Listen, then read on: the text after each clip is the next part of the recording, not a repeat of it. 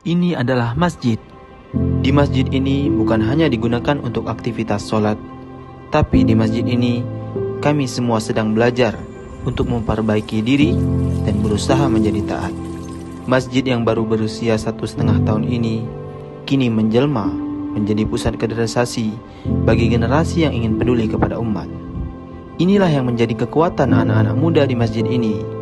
Mereka sudah mulai beraktivitas dari 3:30 subuh dan melakukan tahajud 1 juz per hari. Bangun tahajud tadi.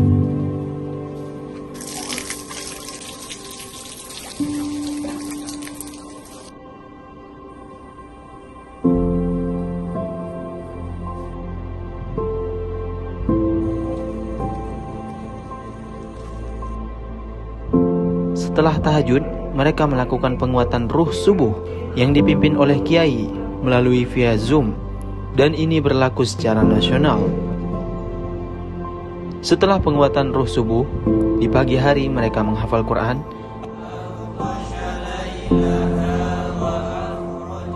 dan dilanjutkan dengan menjalankan produktivitasnya masing-masing.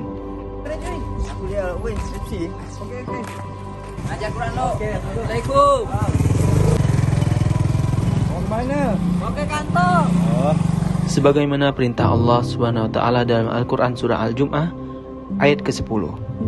Apabila sholat telah dilaksanakan, maka bertebarlah kamu di muka bumi. Carilah karunia Allah dan ingatlah Allah banyak-banyak agar kamu beruntung. Gimana hari ini teman-teman?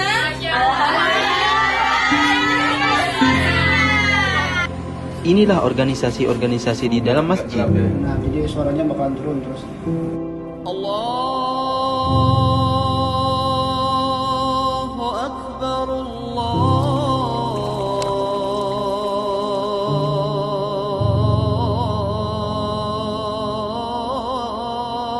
Akbar.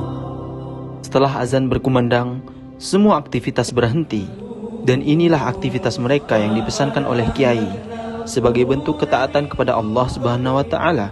Karena barang siapa yang menyegerakan urusan Tuhannya, maka Allah juga akan menyegerakan urusan hambanya. Dan hal ini tercantum dalam Al-Quran, surah Nur, surah yang ke-24 ayat ke-37.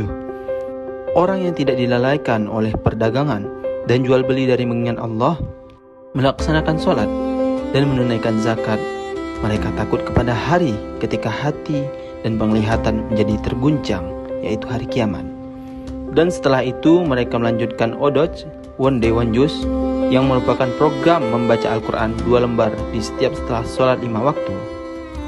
Untuk urusan makan, masjid ini yang sediakan, sehingga akhirnya mereka tak lagi kepusingan untuk urusan perutnya.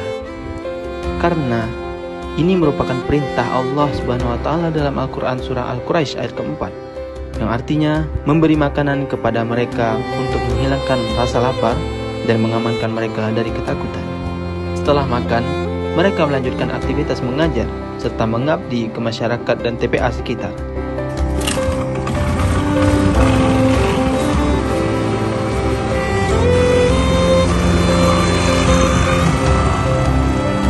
Karena masjid dan pondok ini memiliki prinsip, jika ingin ditolong Allah, maka tolonglah orang lain.